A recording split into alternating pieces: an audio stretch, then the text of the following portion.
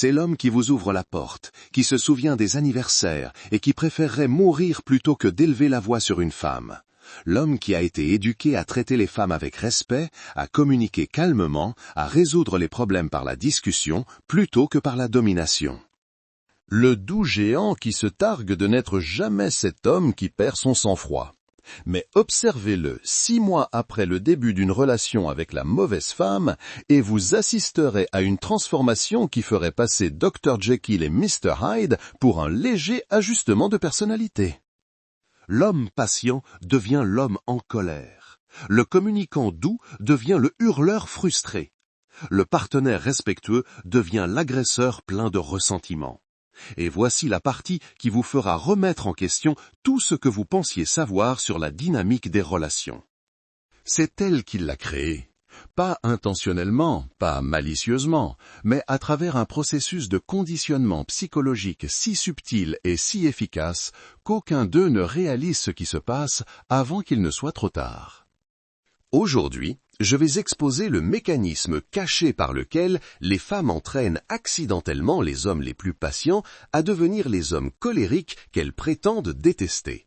Car comprendre ce processus ne consiste pas seulement à sauver des relations. Il s'agit d'empêcher les hommes bons de devenir les monstres qu'ils n'ont jamais voulu être. Chaque relation est un laboratoire comportemental où les actions sont constamment renforcées ou éteintes. La femme devient la scientifique, bien qu'elle ne réalise pas qu'elle mène des expériences. L'homme devient le sujet de test, bien qu'il ne comprenne pas ce qui est testé. Et les résultats de ces expériences inconscientes déterminent si l'amour grandit ou meurt, si le respect s'épanouit ou se fane, si la patience persiste ou se transforme en rage. Voici comment l'expérience commence généralement. L'homme patient remarque quelque chose qui le dérange. Peut-être qu'elle est toujours en retard, peut-être qu'elle rejette ses opinions en public, peut-être qu'elle prend des décisions financières sans le consulter. Peut-être qu'elle flirte avec d'autres hommes d'une manière qui le met mal à l'aise. Étant le communicant respectueux qu'il est, il aborde le sujet en douceur. « Écoute, j'ai remarqué qu'hier soir au dîner, tu m'as coupé la parole plusieurs fois quand je parlais. Ça m'a donné l'impression que mes pensées n'étaient pas importantes pour toi. » Sa réponse, rien. Ou pire que rien. Dévier la conversation, minimiser le problème, contre-accuser. Tu es trop sensible, ce n'est pas ce qui s'est passé, tu essaies de me contrôler. La communication calme et respectueuse de l'homme patient glisse sur elle comme l'eau sur les plumes d'un canard. Alors, il essaie à nouveau. Approche différente, même respect. Peut-être attend-il un meilleur moment. Peut-être formule-t-il les choses différemment. Peut-être se concentre-t-il sur ses sentiments plutôt que sur ses actions. Le résultat reste le même. Ignoré, rejeté, invalidé. C'est là que le conditionnement commence. Elle vient de lui apprendre que la communication respectueuse n'obtient aucun résultat. La discussion calme ne produit aucun changement. Les demandes patientes tombent dans l'oreille d'un sourd.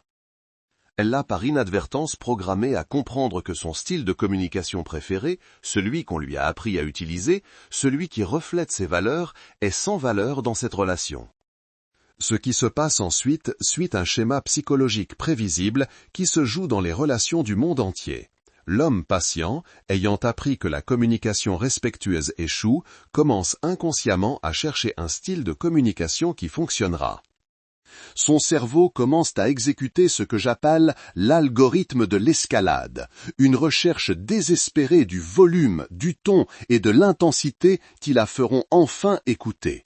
Il essaye d'être plus direct, toujours rien. Il essaie d'être plus sérieux, toujours ignoré.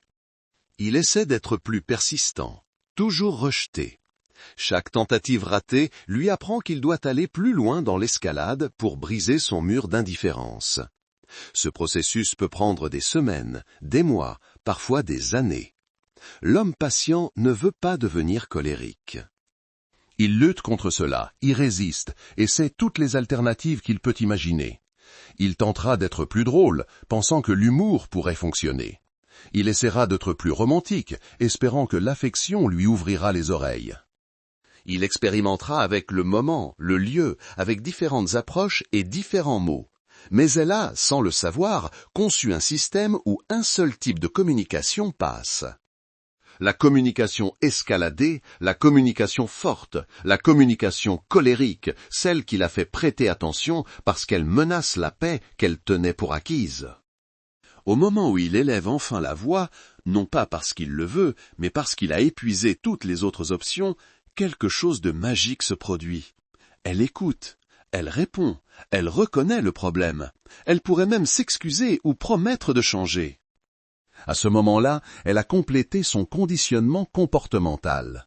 Elle lui a appris que la colère fonctionne là où la patience a échoué, que l'agression réussit là où le respect a trébuché, que le style de communication qu'il méprise chez les autres hommes est le seul style de communication qui fonctionne dans cette relation. La tragédie de cette dynamique est que les hommes patients sont souvent ceux qui tombent le plus durement dans ce piège. Les hommes impatients, les hommes agressifs, les hommes naturellement dominants. Ils escaladent rapidement et établissent leur schéma de communication tôt. Ils peuvent se permettre d'être des chasseurs paresseux car la proie est abondante. Mais les hommes patients investissent des mois ou des années à essayer de faire fonctionner la communication respectueuse avant d'adopter à contre-cœur l'approche colérique qui obtient enfin des résultats. Cela crée une crise psychologique pour l'homme patient. Il se retrouve à devenir quelqu'un qu'il ne reconnaît pas, quelqu'un qu'il ne respecte pas, quelqu'un qu'il avait juré ne jamais devenir. Il commence à douter de sa propre santé mentale. Suis-je le problème ? Suis-je en fait une personne colérique qui faisait juste semblant d'être patiente ? Comment suis-je devenu le genre d'homme qui crie sur les femmes ? La réponse est simple. Il a été entraîné, conditionné, programmé par une femme qui ne répondait à rien d'autre. Il n'a pas choisi de devenir colérique. On lui a systématiquement appris que la colère était la seule langue qu'elle comprenait. Mais c'est là que la psychologie devient vraiment insidieuse. Une fois ce schéma établi, il devient auto-renforçant. Elle commence à répondre à sa colère, non pas parce qu'elle le respecte soudainement, mais parce qu'elle craint la perturbation du conflit. Il continue d'utiliser la colère, non pas parce qu'il l'apprécie, mais parce que c'est le seul outil dans sa boîte à outils relationnelle qui produit des résultats. Tous deux commencent à détester la dynamique, mais aucun ne comprend comment y échapper. Elle le voit comme un homme colérique qui crie pour obtenir ce qu'il veut. Il la voit comme quelqu'un qui le force à crier parce qu'elle n'écoute rien d'autre. Ils ont tous les deux raison et ils sont tous les deux piégés dans un système qui ne sert aucun d'eux. Lorsqu'un homme patient réalise qu'il est systématiquement ignoré à moins qu'il n'escalade jusqu'à la colère, il atteint un carrefour psychologique avec 3 chemins possibles. Chaque chemin mène à une version différente de lui-même. Et le choix qu'il fait déterminera non seulement le sort de cette relation, mais aussi la trajectoire du développement de son caractère pour les années à venir. La première voie est l'autoroute de l'escalade. C'est là que la plupart des hommes finissent presque par défaut. Ayant découvert que la colère obtient des résultats, ils commencent à l'incorporer plus régulièrement dans leur style de communication. Ce qui a commencé comme un dernier recours désespéré devient la procédure opérationnelle standard. Ils se transforment d'hommes patients qui se mettent parfois en colère, en hommes colériques qui font parfois preuve de patience. Cette voie crée ce que j'appelle la dépendance à la colère. Non pas parce que les hommes aiment être en colère, mais parce qu'ils deviennent dépendants de la colère comme leur principal outil pour être entendus, respectés et pris au sérieux. Ils perdent foi en leur capacité à influencer leur environnement par une discussion calme et deviennent dépendants de la volatilité émotionnelle pour créer le changement. Le coût psychologique est énorme. Ces hommes perdent le respect d'eux-mêmes en se voyant devenir le genre d'homme qu'ils jugeaient autrefois. Ils développent une honte interne à propos de leur style de communication, mais se sentent piégés par son efficacité. Ils savent qu'ils ne sont pas la meilleure version d'eux-mêmes, mais ils savent aussi que c'est la seule version d'eux-mêmes qui obtient des résultats dans cette relation.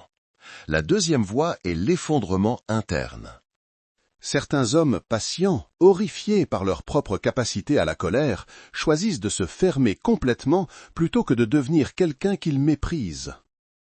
Ils arrêtent de communiquer leurs besoins, arrêtent de fixer des limites, arrêtent de s'attendre à ce que leurs préoccupations soient prises en compte. Ils deviennent des fantômes dans leurs propres relations, physiquement présents mais émotionnellement absents. Cette voie crée ce que les psychologues appellent l'impuissance acquise. Ces ons se convainquent que leurs besoins n'ont pas d'importance, que leurs opinions ne sont pas valides, que leur rôle dans la relation est d'accepter tout comportement que leur partenaire leur inflige. Ils deviennent des coquilles vides, échangeant leur voix contre la paix, leurs besoins contre l'harmonie, leur respect de soi contre son approbation. La tragédie de cette voie est qu'elle ne résout pas réellement le problème, elle le déplace simplement sous terre. Les problèmes qui devaient être abordés ne disparaissent pas, ils s'enveniment. Le ressentiment ne s'évanouit pas, il s'accumule. Ces hommes deviennent souvent passifs-agressifs, indirects et émotionnellement indisponibles alors qu'ils essaient de se protéger de nouvelles déceptions. La troisième voie est la sortie stratégique. C'est la voie choisie par les hommes patients qui reconnaissent le processus de conditionnement et refusent d'y participer.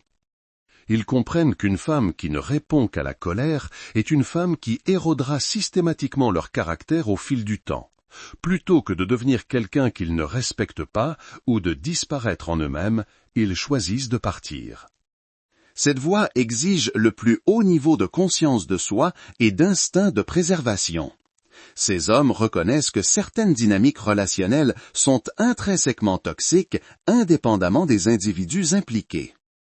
Ils comprennent que rester dans une relation qui leur demande d'être de pires versions d'eux-mêmes est une forme d'autodestruction qu'aucune quantité d'amour ne peut justifier.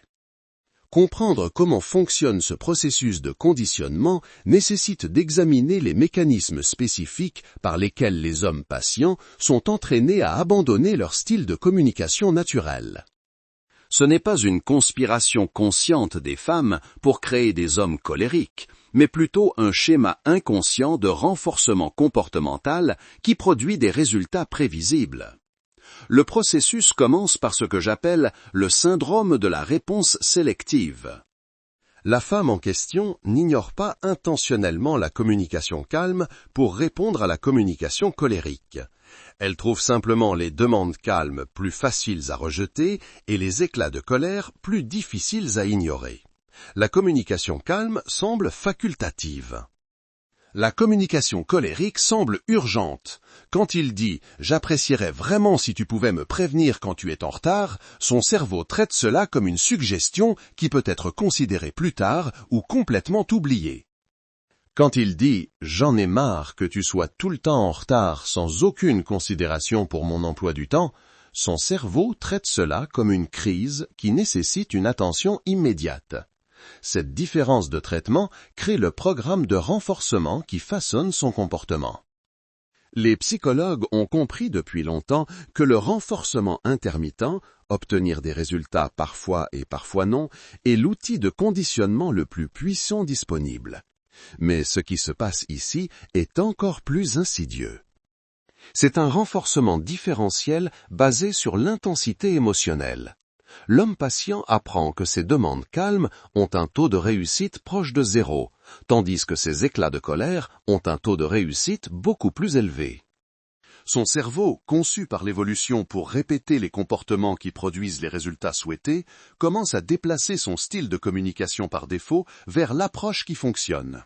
Ce processus est accéléré par ce que j'appelle l'illusion de l'urgence. Quand il se met enfin en colère et qu'elle répond enfin, tous deux interprètent sa réponse comme la preuve que le problème était finalement assez sérieux. Ils ne réalisent pas que le problème a toujours été sérieux. Ce qui a changé, ce n'est pas l'importance du problème, mais le volume auquel il a été présenté. L'aspect le plus dévastateur de cette dynamique est la manière dont elle érode systématiquement le fondement de respect que les relations saines exigent.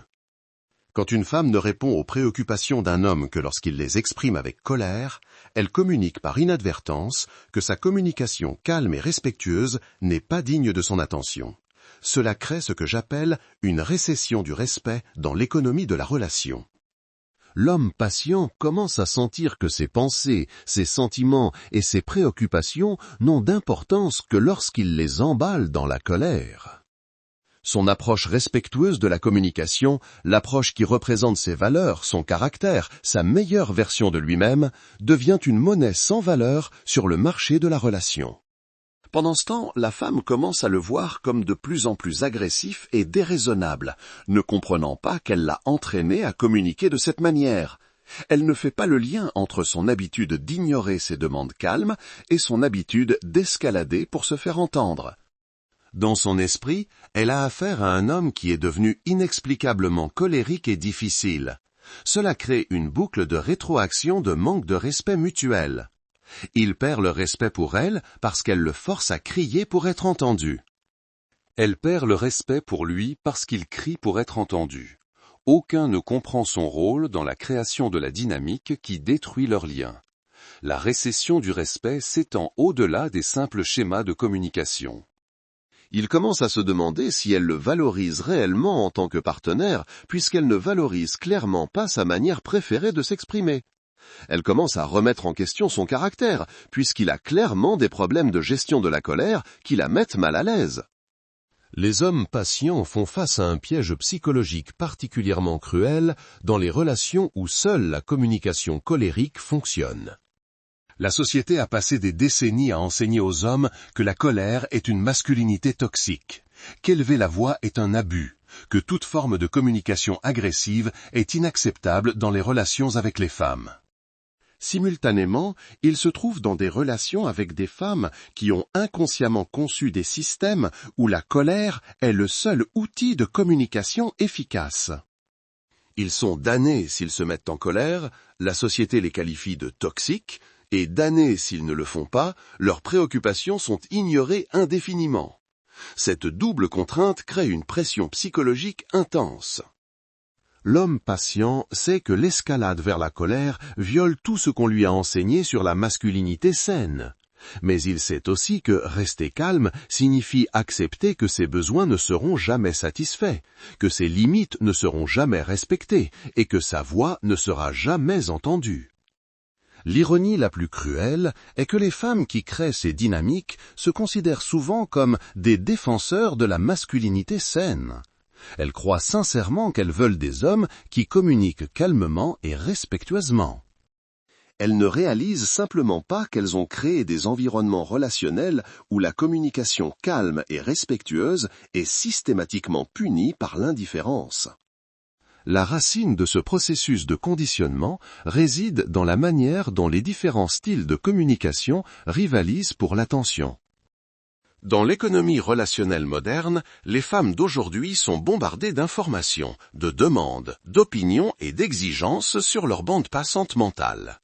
Dans cet environnement, la communication calme se perd dans le bruit, tandis que l'intensité émotionnelle perce le désordre. Quand un homme patient fait une demande respectueuse, elle rejoint la file d'attente de centaines d'autres entrées en compétition pour sa puissance de traitement mental. Son ton calme signale que le problème n'est pas urgent, donc son cerveau priorise naturellement des préoccupations plus pressantes. La manière respectueuse suggère que la question peut être traitée plus tard, donc elle est classée et souvent oubliée.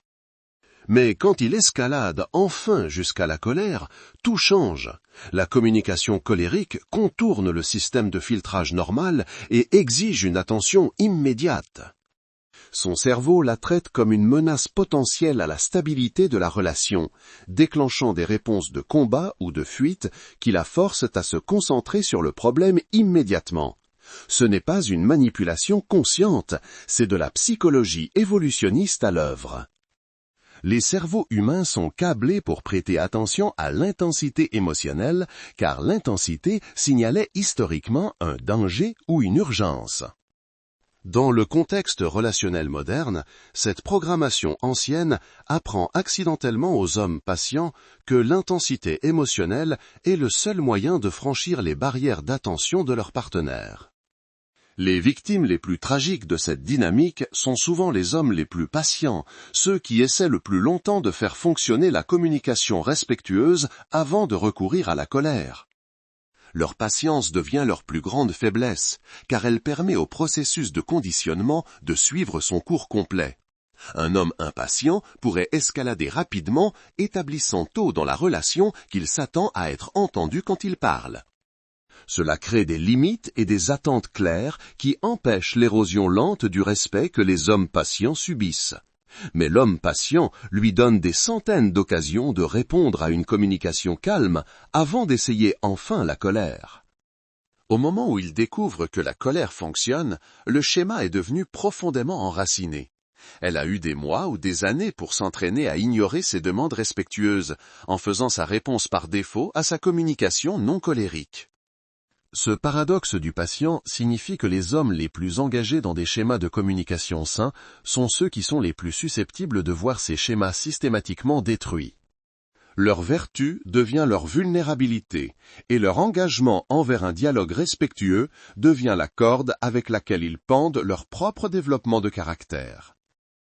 Quand les hommes patients escaladent enfin jusqu'à la colère et obtiennent des résultats, ils interprètent souvent mal ce qui se passe. Ils pensent qu'ils ont enfin réussi à la toucher, à lui faire comprendre à quel point le problème est important pour eux. En réalité, ils ont simplement déclenché son système de réponse d'urgence. Son cerveau ne traite pas sa colère comme la preuve que le problème est plus important qu'elle ne le réalisait. Il traite sa colère comme la preuve que la stabilité de la relation est menacée et nécessite un contrôle immédiat des dommages. Elle répond non pas parce qu'elle respecte soudainement sa préoccupation, mais parce qu'elle veut restaurer l'équilibre le plus rapidement possible. Cette incompréhension perpétue le cycle. Il croit que sa colère l'a aidé à comprendre son point de vue, alors qu'en réalité, sa colère a simplement activé ses réflexes d'évitement du conflit. Elle croit que sa colère était une réaction excessive et déraisonnable à un problème mineur, alors qu'en réalité, sa colère était le résultat prévisible de problèmes mineurs ignorés jusqu'à ce qu'ils deviennent des frustrations majeures. Aucun ne comprend la véritable dynamique en jeu. Elle l'a accidentellement entraîné à utiliser son système de réponse d'urgence comme sa principale méthode de communication relationnelle. Il pense qu'il est enfin entendu. Elle pense qu'il est devenu déraisonnablement agressif. Tous deux se trompent sur ce qui se passe réellement. L'aspect le plus insidieux de ce conditionnement est la manière dont il érode progressivement les traits de caractère fondamentaux de l'homme patient. Il ne se réveille pas un jour en décidant de devenir une personne colérique. Au lieu de cela, il subit un assassinat de son caractère au ralenti, qui se produit une demande rejetée à la fois. Premier mois, il essaie la communication calme. Elle échoue, mais il garde foi dans le processus. Elle était probablement juste distraite. Troisième mois, il a essayé plusieurs approches. Aucune n'a fonctionné, mais il croit toujours que la communication respectueuse est la bonne voie. Peut-être que je dois trouver un meilleur moment. Sixième mois, il a épuisé son répertoire d'approches respectueuses et commence à douter de ses propres compétences en communication. Peut-être que je ne m'explique pas assez clairement. Neuvième mois, il commence à sentir le ressentiment monter, mais refuse toujours d'escalader. Je ne vais pas devenir un de ces types qui crient sur les femmes. 12e mois. Il craque enfin, crie et obtient des résultats immédiats. Le conditionnement est complet. Au moment où il réalise ce qu'il s'est passé, les dommages à son concept de soi sont importants. Il ne se voit plus comme quelqu'un dont la communication calme est efficace. Il ne fait plus confiance à sa capacité d'influencer son environnement par un dialogue respectueux. Il a appris à voir la colère comme son outil le plus fiable pour créer le changement. Cette érosion du caractère s'étend au-delà de la relation. Les hommes qui apprennent que la colère fonctionne dans des contextes romantiques commencent souvent à appliquer les mêmes principes dans des situations professionnelles, familiales et sociales. L'homme patient devient l'homme colérique dans tous les domaines de sa vie. Comprendre cette dynamique crée une opportunité de prévention qui sert à la fois les hommes et les femmes. Les femmes qui reconnaissent leur habitude d'ignorer la communication respectueuse peuvent consciemment s'entraîner à répondre aux demandes patientes avant qu'elles n'escaladent. Les hommes qui comprennent le processus de conditionnement peuvent établir des limites plus tôt pour empêcher le schéma de se développer.